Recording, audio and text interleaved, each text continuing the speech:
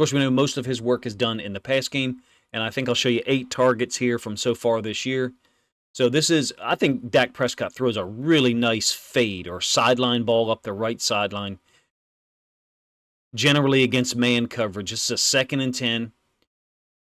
I think he's just looking at the middle of the field. He knows where he's going with this football. They do have what's set up a swing pass out here with potential blockers out in front, so probably got a choice in where he wants to go. And when he sees the one-on-one, he's going to take it. The Ravens play so much man-to-man on the backside into the boundary. And what I mean by that is before the motion, you had the running back's feet over here. The Ravens play so much man with the will linebacker to the boundary and the boundary side corner that this is the type of thing that I think the Cowboys are going to look for early to see if it's there.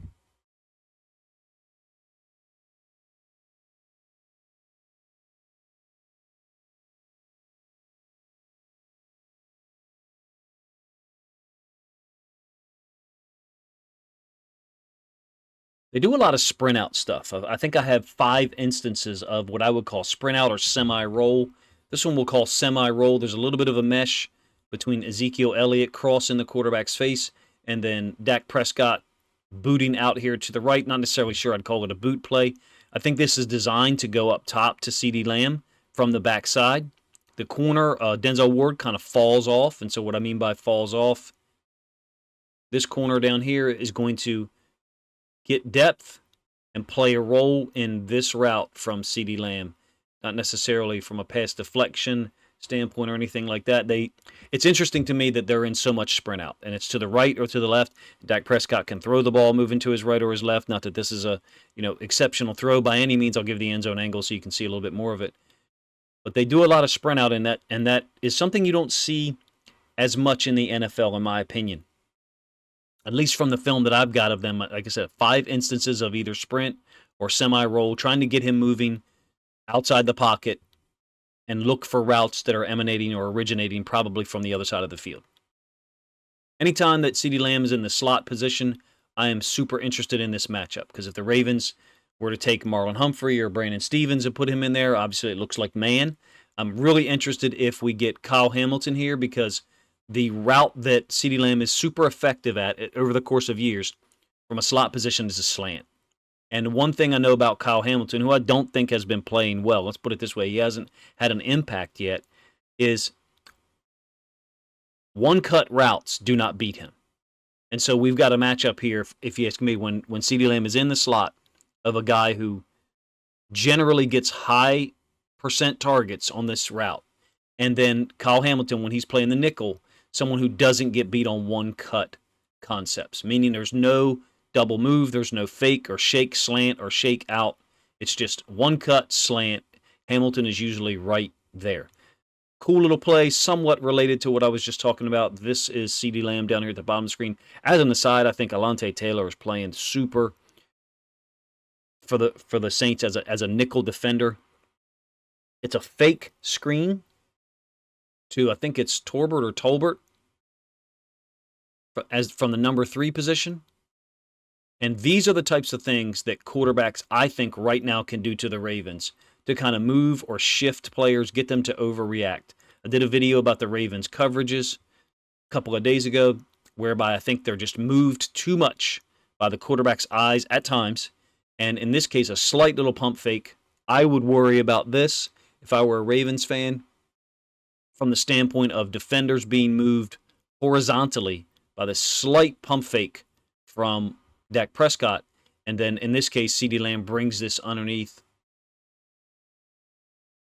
Kind of ends up shielding some Saints defenders and kind of end up shielding Alontae Taylor. Ceedee Lamb with a 14-yard gain.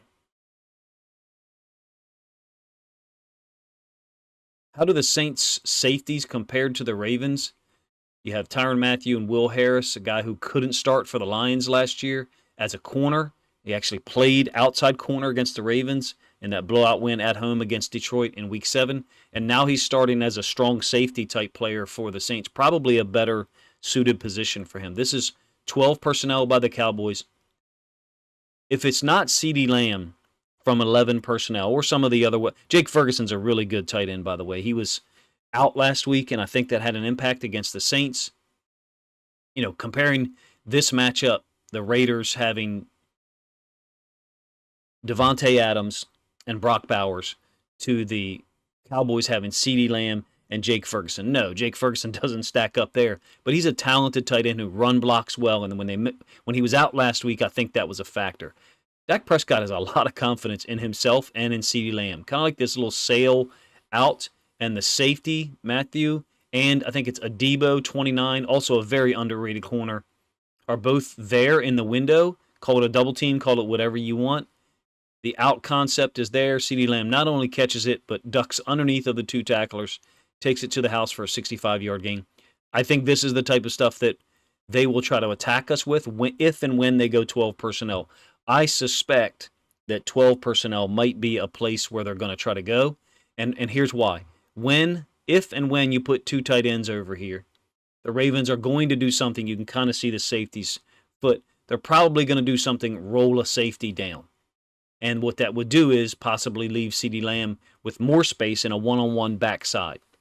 The Ravens safeties will be stressed, in my opinion, to try to help out Marlon Humphrey and Brandon Stevens and Wiggins if he's a go. That will be a matchup. Those three matchups, Lamb against our three outside corners, I think is probably one of the bigger determining factors in the game. I do think or suspect that our pass rush is going to be able to get there some. I'm not going to focus this video necessarily on the Cowboys' offensive line, but from what I'm seeing, there are times where both the right tackle and the left tackle are there to be had with upfield moves. Basically outside rushes, not necessarily a speed rush. There'll be some technique, a chop, a rip, or something thereafter. I think the Ravens' pass rush against this defensive line is clearly going to be a factor, but our ability to cover CeeDee Lamb, to me, is point number one, or should have been point number one this week for Zach Orr. How are we going to limit our exposure to some of those one-on-ones that beat us up last week by the Raiders and that CeeDee Lamb has put out on film in 2024 and previous seasons? The Ravens are at 38% in terms of their third down stops on defense, and the Cowboys, I think, are converting 37% of theirs. I'm going to show you 4 examples of CeeDee Lamb on third down. Actually, the first 4 are from 2023 film. But the diversity of the routes is pretty cool to watch, to be honest with you, even though as I'm watching the film, I'm projecting or thinking how this could hurt the Ravens. This is against the Giants. Obviously, you got the Wink Martindale as the defensive coordinator. So you got some crazy press man coverages with no help. This ends up being a pick shield route with a wheel by Lamb, who fell down on the play. Tight end Ferguson definitely shields his defender. Again, it's 2023 film, 49, 50-yard gain.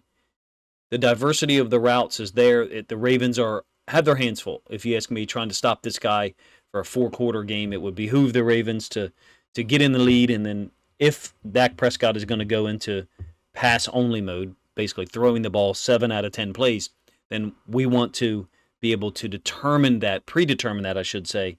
3rd and 6, 3rd and 7 is a predetermined known passing situation. These are mostly 3rd and 6, 3rd and 8.